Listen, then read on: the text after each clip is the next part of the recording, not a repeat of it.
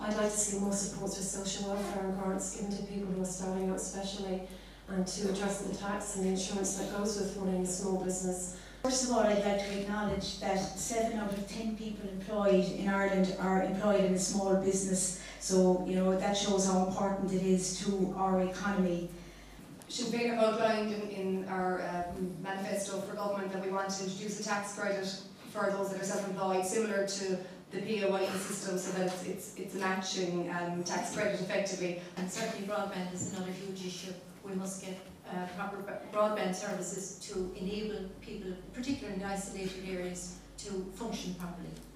First of all, I think it kind of goes hand in hand, being self-employed with a small business, and we do need to bring the self-employed in under the benefit system. People are very worried out there. The first thing I would say, to answer your question directly, what do we intend to do? The first thing is to keep the recovery going. Is the most important thing that any government can do to support small businesses. It is unacceptable that insurance companies would geocode or use the reputation of flooding in areas to either quote exorbitant prices or not cover areas that currently can't get flood insurance. Yes, of course, governments should hold insurance companies accountable. It's obvious when the Taoiseach did meet the insurance companies, nothing came of it. So they're showing that they're just above us. I think we should say, if you want to insure people that we have spent tens of millions of pounds to protect, then we will not give you a licence to continue to make a big profit in our country. The first thing that should be done as a government priority, the first government priority would be flood prevention measures. They're long term and they are expensive, and this government has set aside almost £500 million of taxpayers' money. That's everybody and anybody, people who don't flood and people who unfortunately have been flooded, have contributed to the £500 million. So that's the first priority, is to do the best you can to prevent flooding. To realise, and legislation could be brought in, and we could arrange it that people, people's premiums do not soar if we do it well. That's possible. Dublin's a fantastic place, but people can't afford to live there, and Cork City can take more people, we certainly can take more tourists, and this needs serious government attention. Even if I was travelling anywhere around the world, going to Dublin, I have 5 small children and 2 of them are autistic, so from a personal point of view it's much easier for us to get out of Cork. I just don't see any sense in losing Cork Airport. We need to invest in it as much as we can. It's bringing employment to Cork, it's opening culture and opportunities to all people, and it's a wonderful airport, and I support full investment 100%.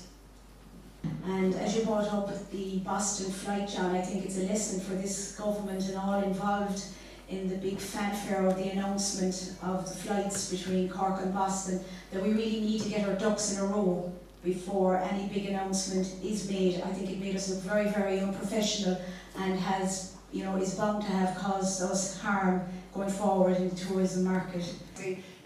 There needs to be a political will here to get the Cork to Boston flights off the road. I think there were some issues around workers' rights, and obviously they do need to be addressed before any flights take off. But yes, without a doubt it needs to happen, and as I said, it's political will, and I'm 100% behind that all the way. And it is up to our government to represent our region internationally and put pressure on the American government to deliver.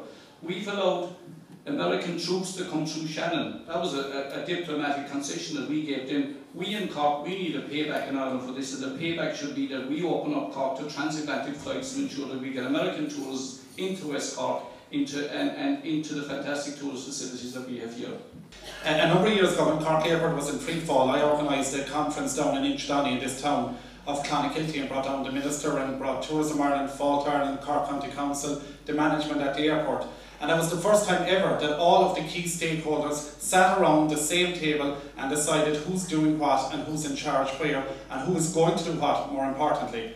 And as a result of the strategies that were deployed from that conference, thankfully the fortunes of Cork Airport have turned on their head and are growing and growing considerably over the last 12 months. And despite the best intentions of the Irish state and the European Commission, it is a matter that is not entirely within our remit. But every reasonable effort is being made, and if returned on Friday week, I will support the ongoing efforts to get international flights to the eastern seaboard of the United States out of Cork.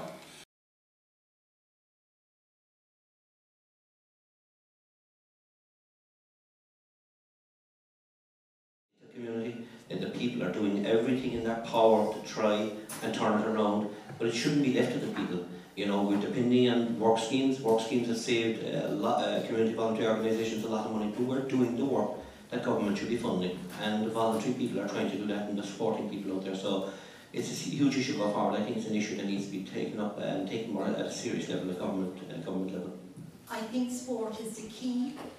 It's been identified as one of the factors that does reduce obesity, and therefore I think we need to look more at health preventative measures, and where part of Department of Health funding will be directed directly into areas like that, which will help the economic situation in the long term, because you will reduce the need for hospital care.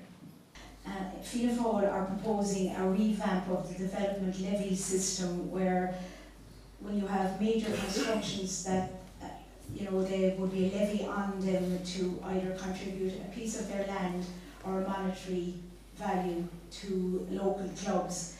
We're also proposing to undertake a full audit of NAMA properties to see where any suitable ground would be, and encourage local authority procurement of sale.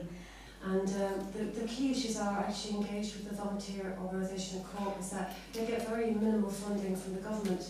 People are working for free. So what the government has done with one particular organisation is cut their funding by 20% over the last 5 years. I think that is an absolute disgrace. And what we need to be doing is increasing funding for these wonderful organisations, which are bettering our community all round. I'd also like to commend the Irish Heart Foundation also in adopting a very proactive programmes in getting people to participate.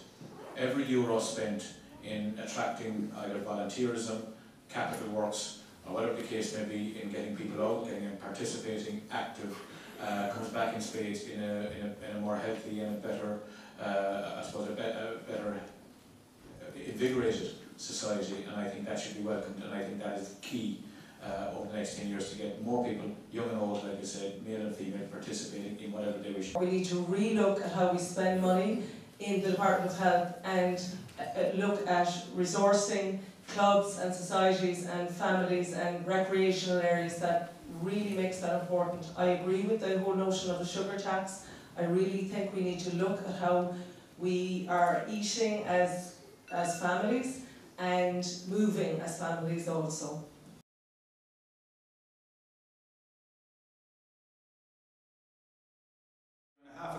But the main objective I have, if I'm re-elected to Dáil is to continue the journey I began to establish the West Cork Walkway, which basically people can get out of the airport in Cork Airport, go on foot and walk down to the Mizzen Head. I have dealt with all the agencies involved in trying to bring that about. Cork County Council have very kindly accepted my invitation to become the lead partner in this drive to establish the West Cork Walkway. I think we should take more advantage of our shopping centres, etc., to actually have lovely like videos playing of, when you come into Clonakilty and you go into a particular shopping centre, if you had a video playing like Mizzen Head or something, that would immediately grab the interest of who's viewing it, and I think it would be a new way of displaying areas that people otherwise may not see, and I think it would be very, very effective.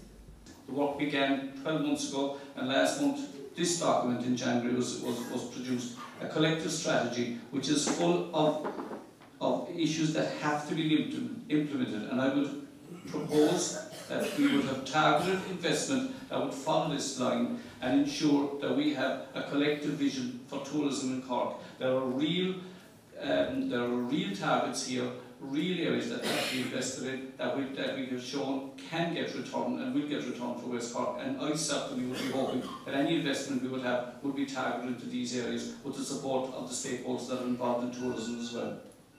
Roads are the single biggest issue, without a doubt. It's strange because it's a national election. Maybe it's the time of year, I don't know. Driving from the most eastern parts of this constituency to the furthest west, it is roads. And if we want to seriously develop tourism, and I know there's a very good strategy there, we have to put money into our roads. It's kind of enticing people to come here, making it family friendly, and for kids with special needs, again, to have accessibility for all abilities out there, so that people who have disabilities will be able to pass the streets. Some of the pavements, you can't even go on them, and you can't use your wheelchair because they're dangerous. Just maybe indoor play areas for children, because of the weather, that would be another good idea to entice families to come here as well. And there are more artists living in West Cork than in London and Paris. So we can definitely, we have niche products here. I'm involved in the Band and Wall Town Festival, and very many people from abroad come back to trace their lineage here in West Cork. We have wonderful products here. I would be really promoting those, but the infrastructure, beginning with Cork Airport, has to be got right.